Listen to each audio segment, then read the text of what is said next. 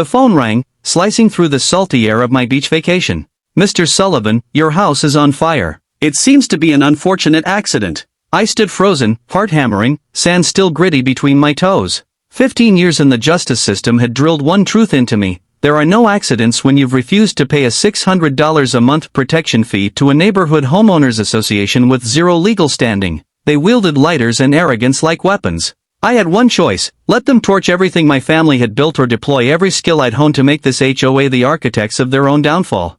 Comment where you're watching from, because what unfolded didn't just rewrite my life, it rewrote the law. I never planned to call Oakridge Estates home.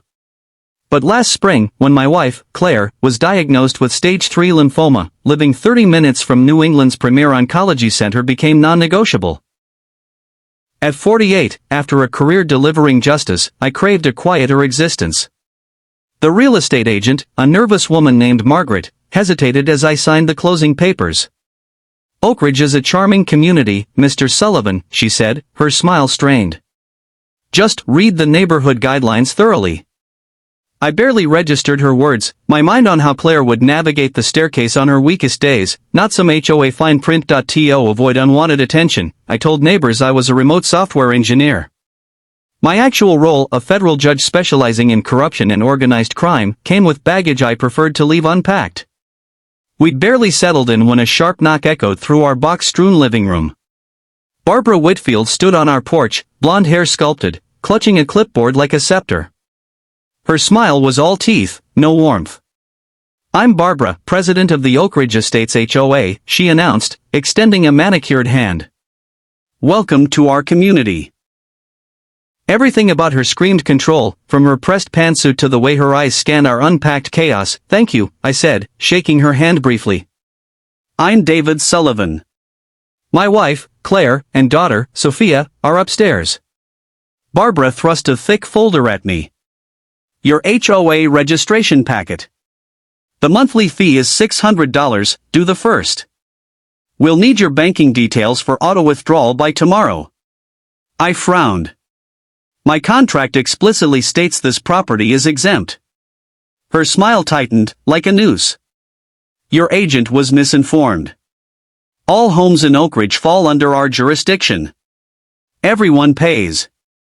Her tone wasn't just entitled, it was a veiled threat, one I'd heard from mob bosses and corrupt officials in courtrooms. "I'll need to review the paperwork," I said, keeping my voice steady. Her eyes narrowed, and for a moment, her mask slipped. "I strongly advise cooperation, Mr. Sullivan. Non-compliance makes life, difficult here, challenging." She handed me her business card and left with a parting shot. "I expect your paperwork by Friday. Welcome to Oakridge." The next morning, I met Tom Peterson, a 60-year-old retired Army veteran who lived next door, over coffee at his kitchen table. His home was a time capsule of military precision, photos of his late wife, a folded flag on the mantel. "How's the move?" he asked, pouring me a strong black coffee so strong it could wake the dead. "Fine, until Barbara ambushed me with HOA fees," I replied. His friendly expression faltered, replaced by a shadow of caution. "She got to you already?" He leaned in, voice low. "Be careful with her, David. The HOA here isn't what it seems. They've got a grip on this place tighter than a drill sergeant." Before he could elaborate, his phone buzzed: "An HOA emergency meeting." "Check your property documents carefully," he urged as he grabbed his coat. "And maybe get some security cameras." That evening, I met Jessica Rodriguez, a single mother from 3 houses down, while she walked her dog. Her eyes darted nervously as she spoke. "After I refused to join the HOA, weird things started happening. My garbage wasn't picked up, my mail disappeared, my car was keyed. Barbara's son, Tyler, works for Meridian Real Estate. They're buying up half the neighborhood. It's all connected, David." Her warning lingered as I returned home to find a violation notice taped to my door: lawn height exceeds 2.5 inches. Fine, $150. I'd mowed the lawn myself the day before. Through the window, I saw Barbara and a younger man, Tyler, I presumed, photographing my yard. The next day, I visited the county records office, where a board clerk confirmed my suspicions: my property was exempt from the HOA covenant. Barbara was running a bluff, extorting residents who didn't know their rights. That night, I installed high-definition security cameras covering every inch of our property. Claire watched me from the porch, her headscarf fluttering in the breeze. David, what's going on?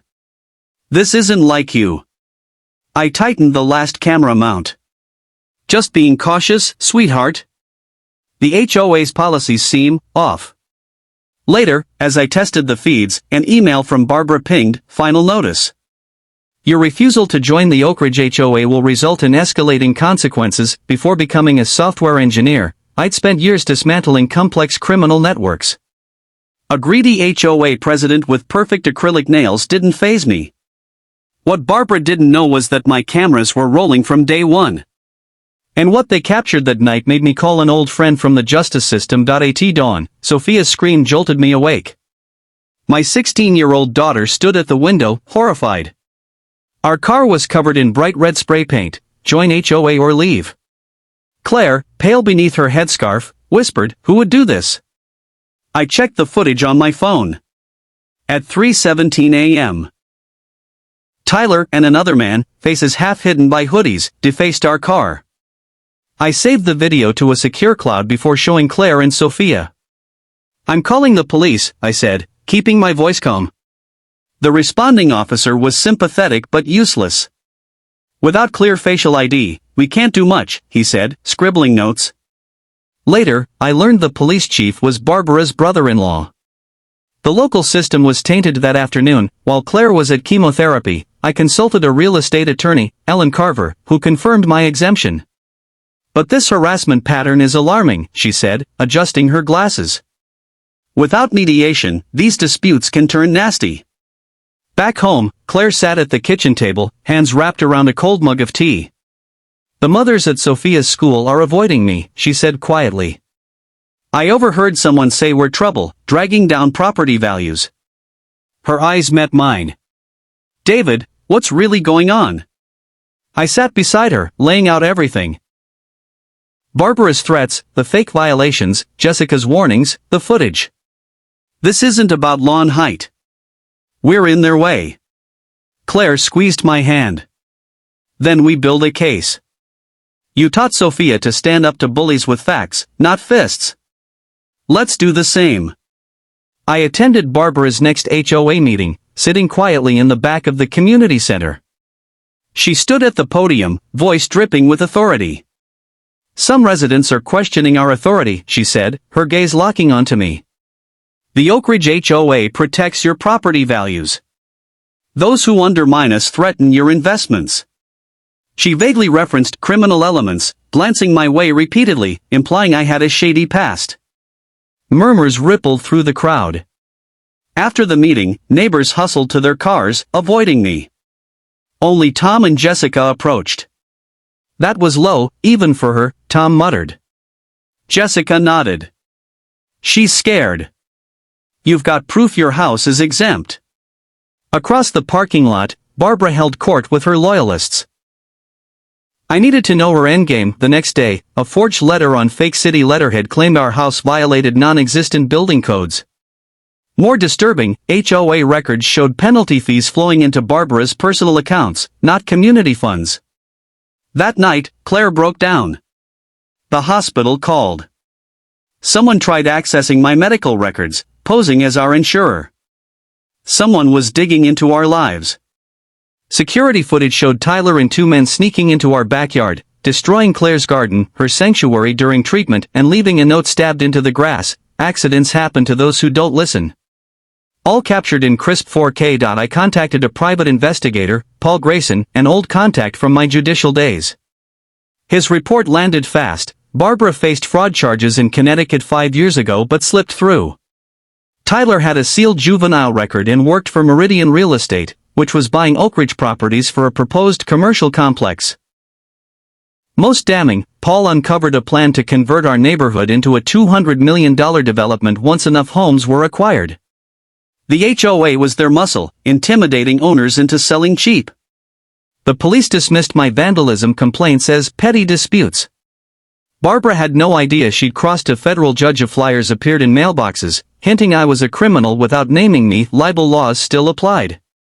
Claire's health buckled under the stress. She suffered a panic attack, landing her in the hospital.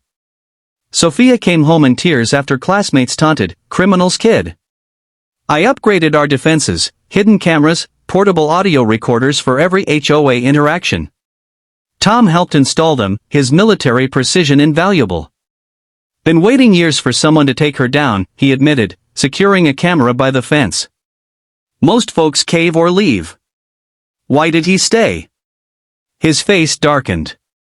My wife's buried 2 blocks away. I'm not abandoning her. Jessica fed me intel from school events, reporting Barbara's lies. I was under FBI scrutiny. Claire's cancer was a ploy. I'd been fired for embezzlement. A man in a fake city inspector uniform, caught on my footage as a garden vandal, demanded entry to our home. I recorded him, demanding ID and a warrant. He fled. Garbage collection stopped. Claire's car window was smashed in the hospital lot. I needed to crack the HOA's finances, so I targeted Douglas Henderson, the 62-year-old HOA treasurer, a retired accountant who seemed uneasy at meetings. I bumped into him at a coffee shop, steering our chat from investments to the HOA. "Must be tough managing community funds," I said casually. His face tightened. "It's complicated. Barbara has her methods." He glanced at his watch. "I should go." I slid my card across. "I'm a good listener, Douglas."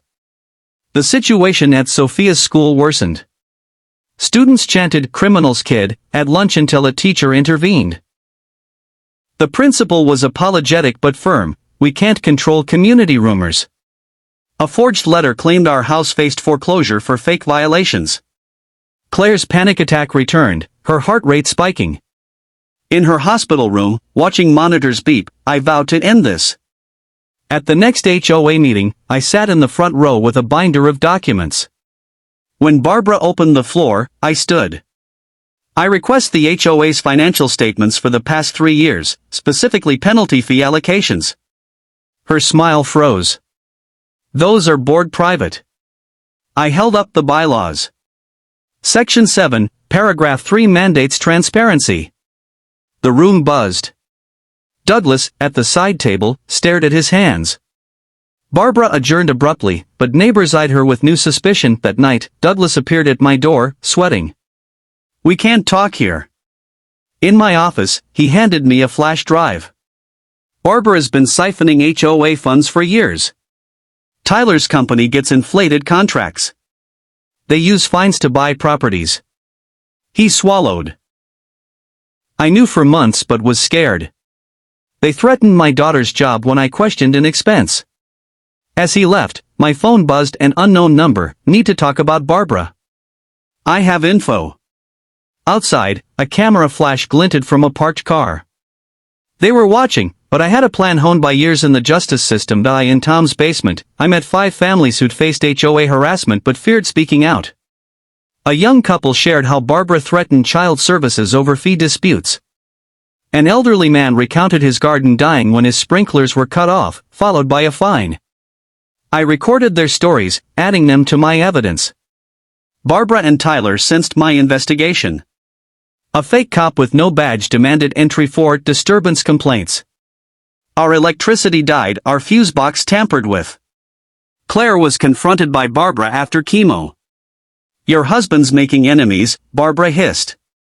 Accidents happen to those who don't know their place. I met Christine Weber, an investigative reporter, at a diner 20 miles away. "Meridian Real Estate's buying properties region-wide," she said, scrolling her notes. "They're tied to Capital Core Development, planning a massive complex. Your HOA's not just extorting, it's a land grab." Douglas's flash drive showed $1.5 million in HOA funds diverted to Barbara's accounts and Tyler's shell companies. After our meeting, Douglas called, panicked.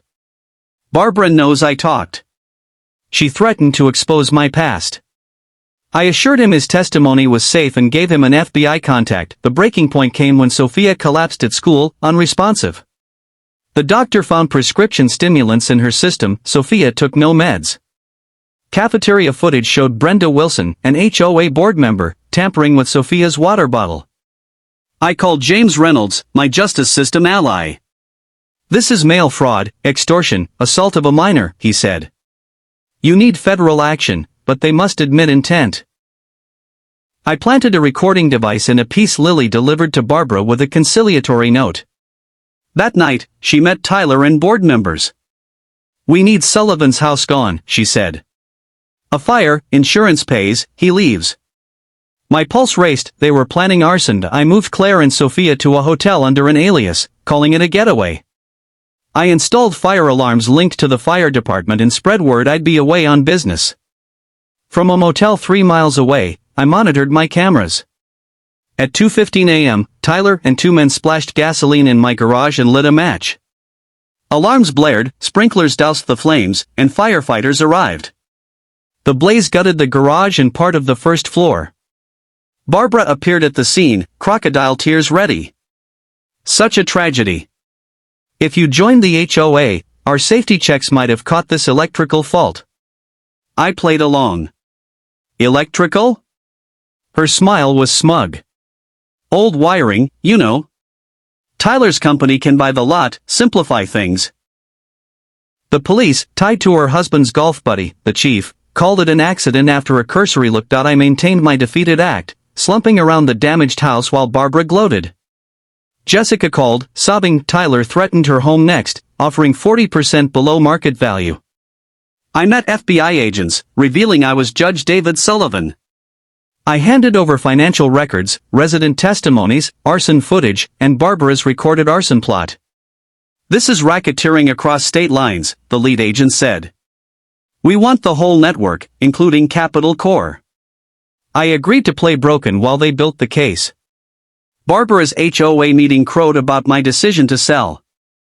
I accessed a restricted legal database, tracing Meridian's deals across 4 states, uncovering identical fraud patterns. I confided my judicial background to Tom and Jessica at a diner. I knew you weren't just a coder, Tom said. Jessica exhaled, so we can stop them? I nodded, outlining safe ways they could help. The FBI found Barbara and Tyler's schemes in Connecticut, New Hampshire, and Rhode Island.